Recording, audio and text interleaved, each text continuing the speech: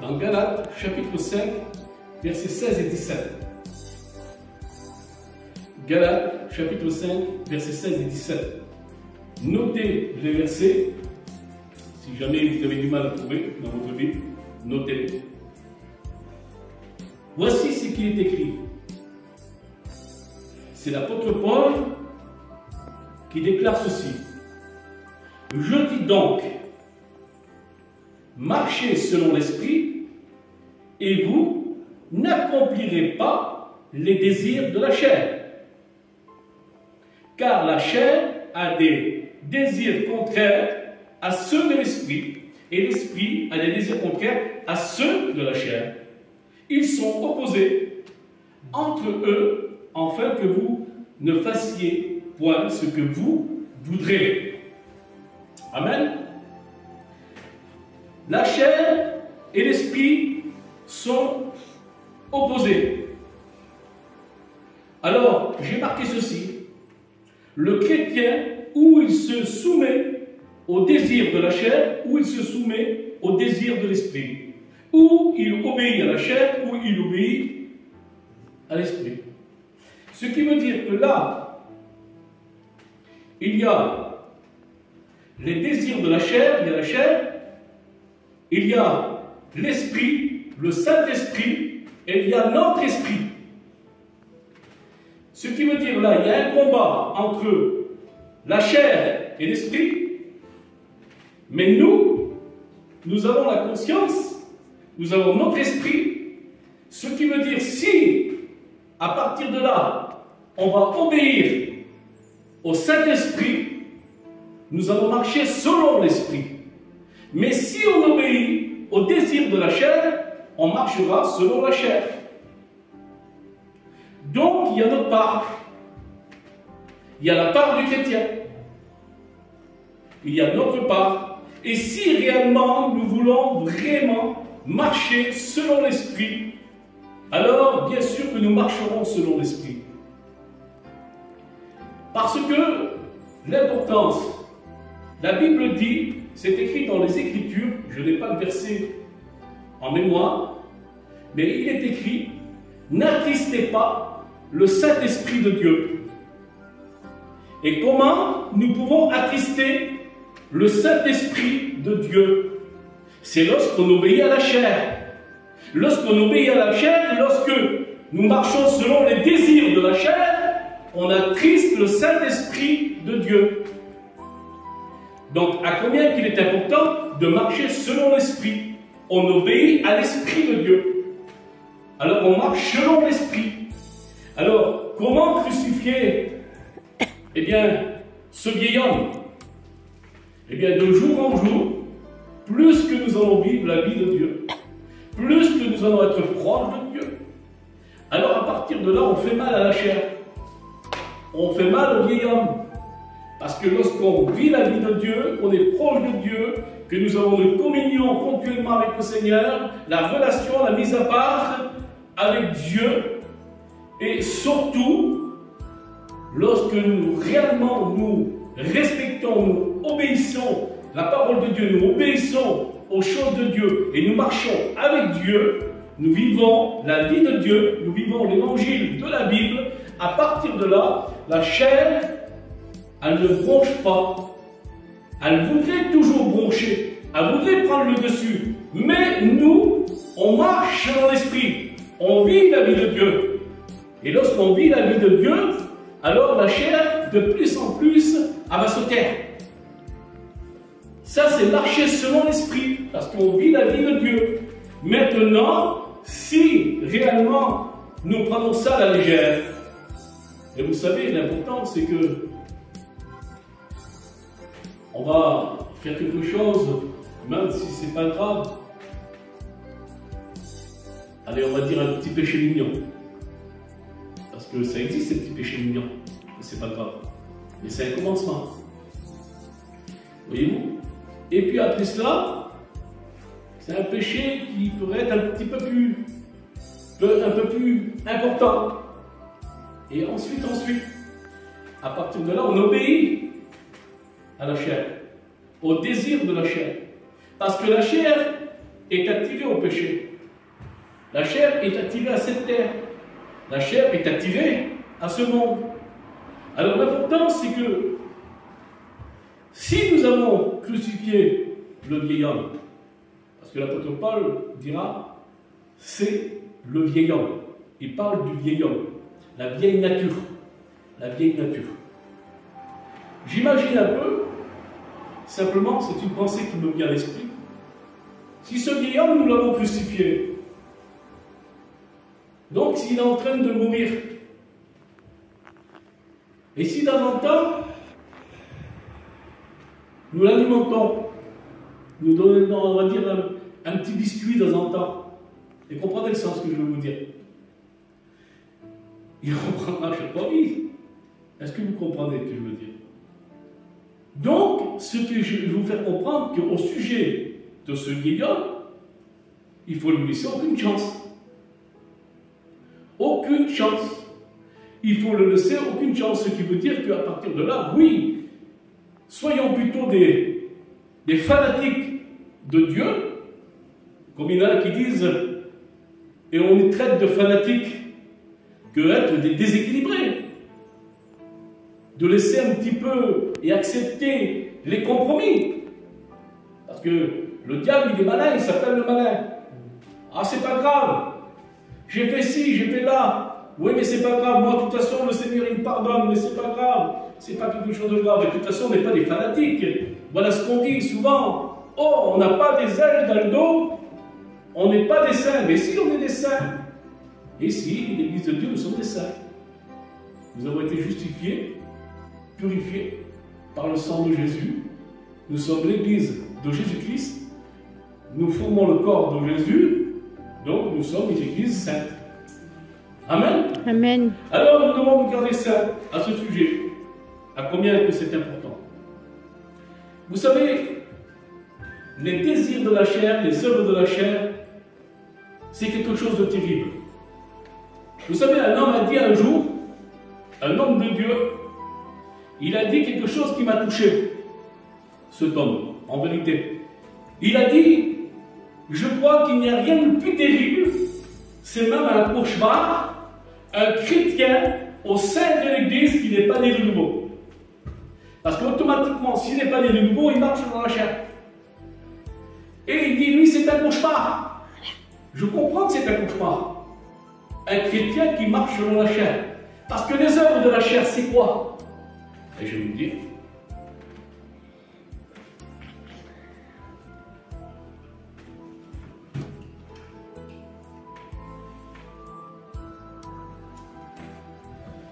Alors, Galates, chapitre 5, verset 19. Écoutez ça.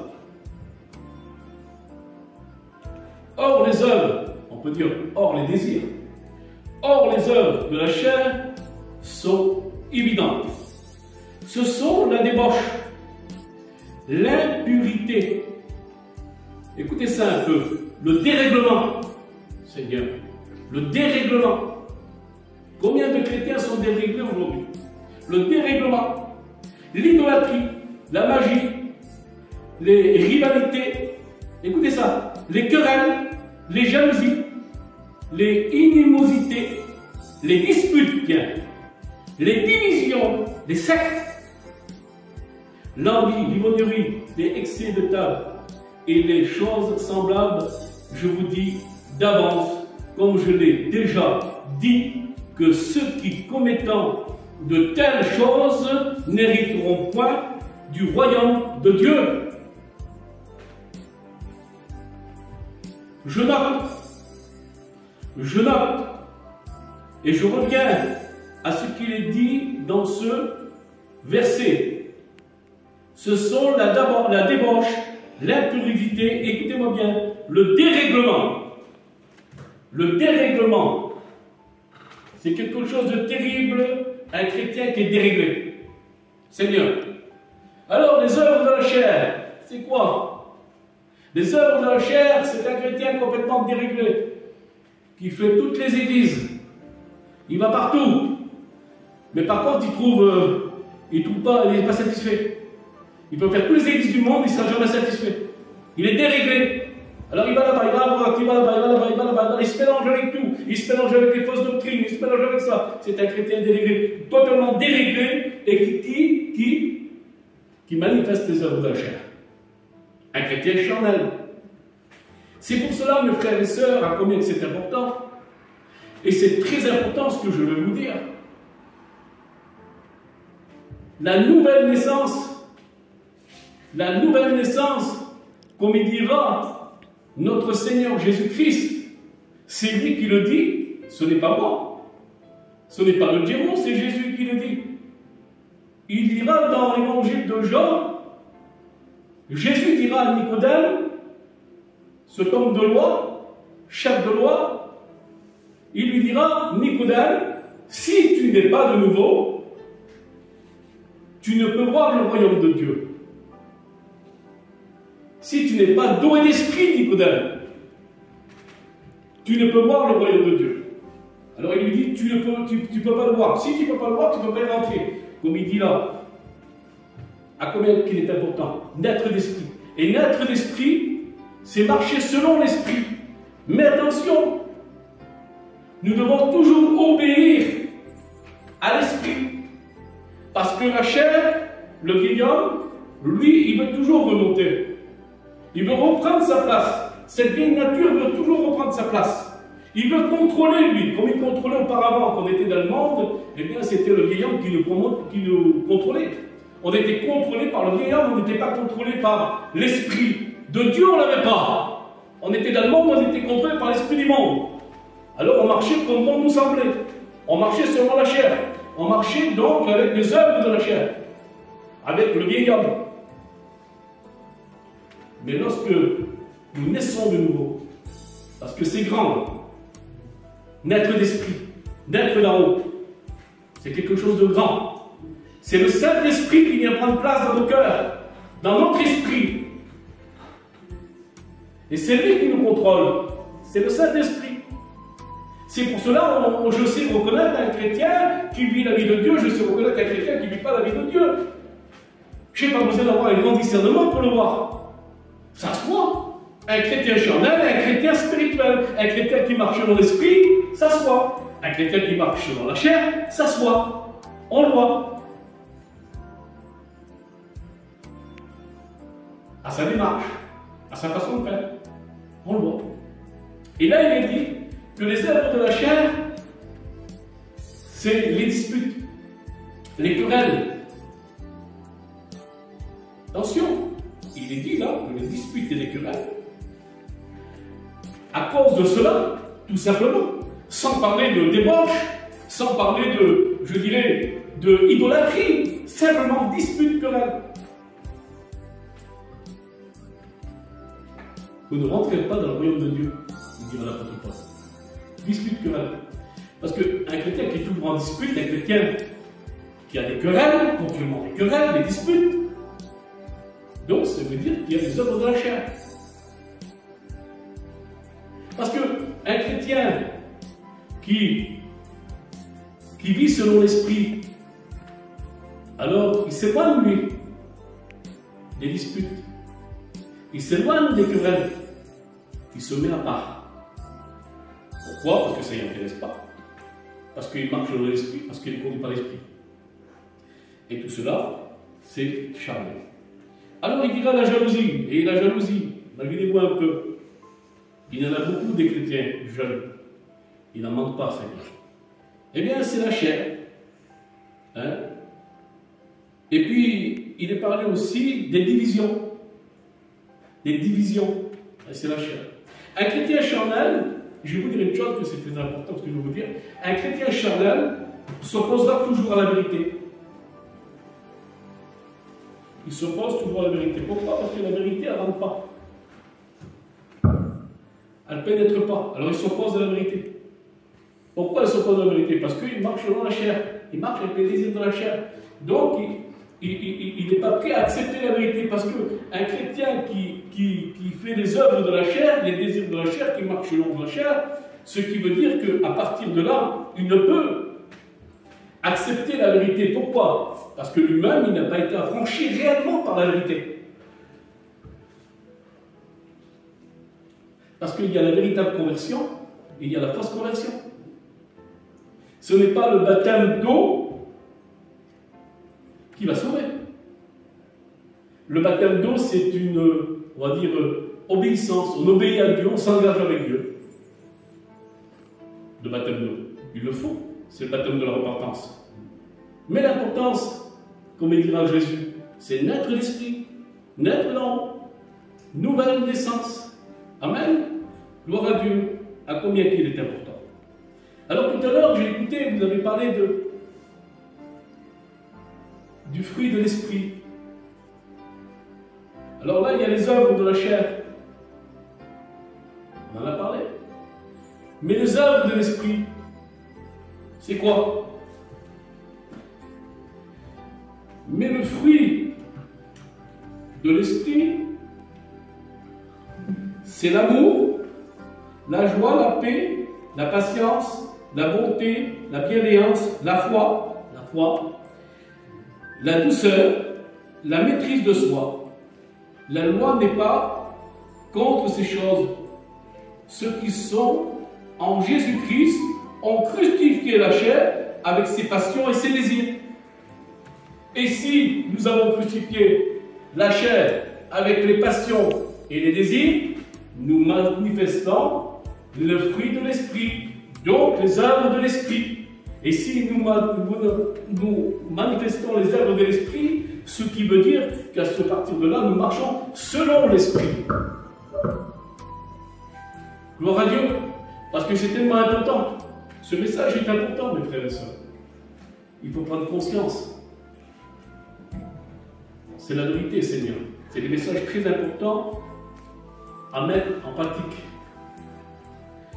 Parce que, en réalité, il y a trop de chrétiens, malheureusement, je dis bien malheureusement, trop de chrétiens qui ont encore des liens dans le monde. Ici, il y a encore des liens dans le monde. Alors, à partir de là, c'est qu'ils aiment encore le monde. Si un chrétien qui n'est pas né de nouveau, il aura encore des liens dans le monde. Et s'il a des liens dans le monde, c'est qu'il aime encore le monde. Et l'apôtre Jean dira dans 1 Jean 2,15, n'aimez pas le monde ni les choses du monde. Et si nous avons plus de liens dans le monde, libérés du monde, on n'aime pas le monde. Et si nous n'aimons pas le monde, c'est parce que nous sommes nés d'en haut, nés d'esprit. C'est pour cela que l'apôtre Paul il dira quelque chose de très important. Il dira, l'apôtre Paul, vous vivez dans le monde. Vous y êtes. On y est dans le monde. On vit, moi j'ai les deux pieds sur la terre, hein. Je suis dans ce monde. On y est dans ce monde. Mais l'importance, c'est qu'il dira, vous n'en faites pas partie.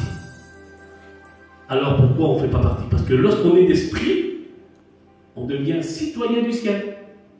Citoyen du ciel. Parce que c'est là-haut que nous allons passer l'éternité. Alors, attachons-nous aux choses d'en haut, non pas aux choses de cette terre. Parce que, en réalité, un enfant de Dieu, un chrétien authentique qui est né de nouveau, alors il ne s'affectionne pas aux choses de la terre. Parce que c'est charnel, on ne s'attache pas à la terre. De toute façon, il faut la quitter cette terre. C'est pas la peine de s'attacher. C'est bien, c'est pas la peine de s'attacher. C'est pas la peine d'être amoureux de cette terre. C'est pas la peine de aimer cette terre. Il faut la quitter quand même.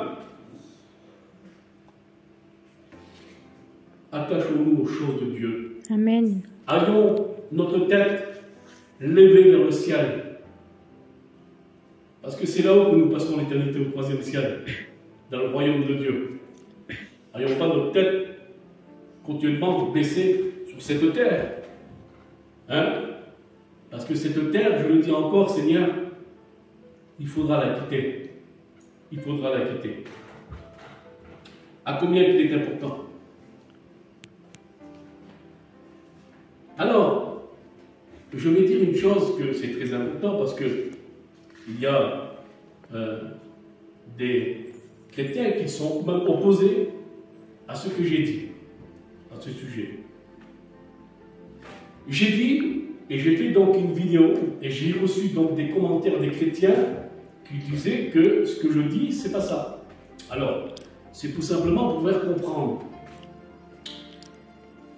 Pourquoi? Parce qu'il y a des chrétiens qui vivent encore dans le péché et lorsqu'on les bouge un peu, alors ils ne sont pas d'accord. J'ai dit qu'un chrétien peut perdre son salut. Bien sûr que oui, il peut perdre son salut. Un chrétien qui pratique le péché, il perd son salut. Ben oui. Hein? Alors 1 Jean chapitre 3 et verset 8. Qui dira l'apôtre Jean? Celui qui pêche est du diable. Écoutez ça. À combien c'est important. La version Darby dira ceci.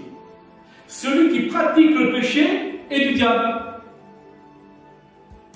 Ce qui veut dire qu'un chrétien qui pratique encore le péché, il n'appartient pas au Seigneur.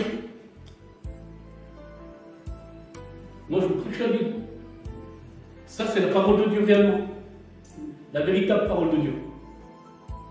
Alors, nous avons ces trois ennemis que je vous ai cités. La chair, le monde et le diable. Moi, j'en mets un quatrième, le péché. Parce que le péché veut notre mort. Parce qu'il faut s'éloigner du péché. On a horreur du péché, nous l'Église de Dieu. Enfants de Dieu, nés de nouveau, on a horreur du péché. C'est pour cela qu'un homme de Dieu, un pasteur d'une église, il disait « Je prêche contre le péché ». Et si l'assemblée, je prêche contre le péché, il dira « Juste à temps que l'assemblée déteste le péché ». Et si ce n'est pas le cas, il disait cet homme de Dieu qu'il me déteste à moi. Mais je continuerai à prêcher contre le péché. Et c'est très important, mes frères et sœurs, de prêcher contre le péché. Pourquoi? Parce que l'ennemi veut faire son nid dans les églises. Il veut faire son nid dans les églises.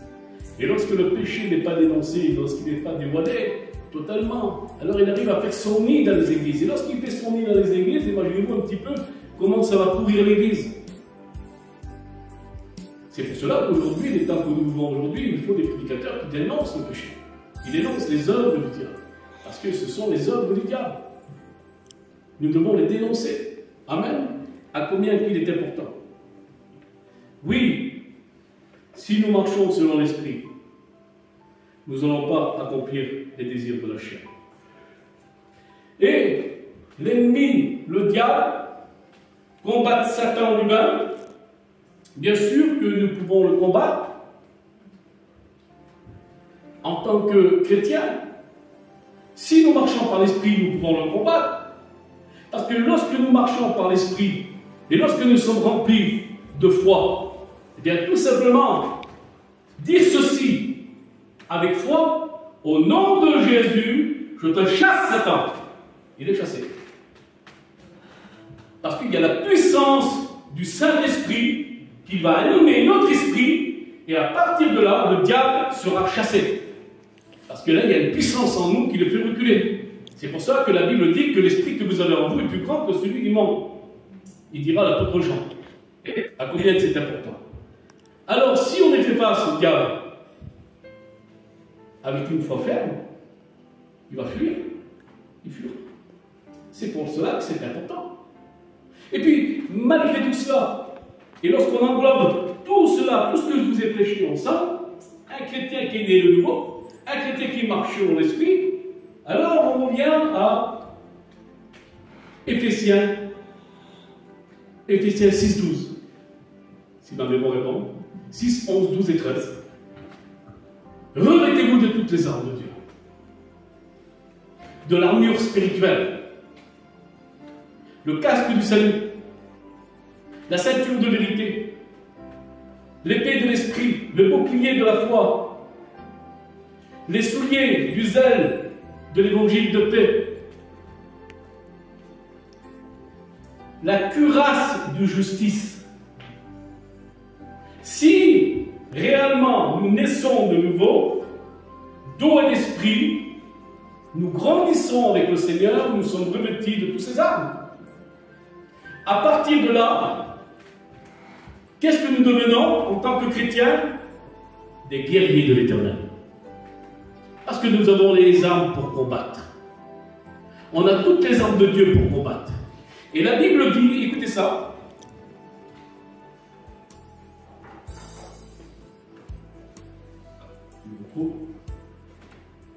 Romains 6, 8. Écoutez-la. Or, si nous sommes morts avec Christ, nous croyons que nous vivrons aussi avec lui. Or, si nous sommes morts avec Christ. Amen. À combien c'est important? Or, si nous sommes morts avec Christ. Donc, il faut mourir avec Christ. Pour ressusciter avec Christ. Qu'est-ce qui veut dire mourir avec Christ? Et lorsqu'on meurt avec Christ, bien, nous sommes morts pour le monde. Morts. Et lorsque vous êtes mort pour le monde va vous voir différent. Il vous verra différent. Et le monde dira, eh bien, ces personnes-là ne sont pas comme les autres. C'est normal, on est mort pour le monde.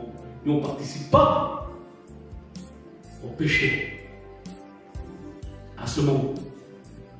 Parce qu'on marche dans l'esprit. Il y a une puissance en nous. C'est le Saint-Esprit de Dieu.